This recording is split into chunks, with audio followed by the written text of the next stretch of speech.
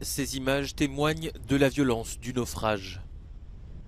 Selon les gardes-côtes italiens, une embarcation avec à son bord des dizaines de migrants s'est brisée sur des rochers ce dimanche, à quelques mètres de la côte, près de la ville de Crotone, en Calabre. Une soixantaine de personnes sont mortes, dont 12 enfants.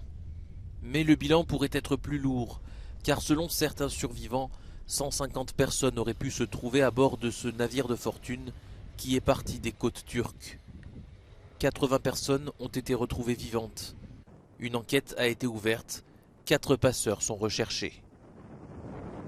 Nell'occasione è stato individuato anche un presunto facilitatore, presunto scafista insieme alla pattuglia dei carabinieri e al momento sono in corso delle attività di indagine finalizzate ad accertarne la responsabilità in capo a questo e in capo anche ad altri 3 presunti facilitatori sempre di nazionalità turca che al momento sono in fuga e le ricerche sono in corso.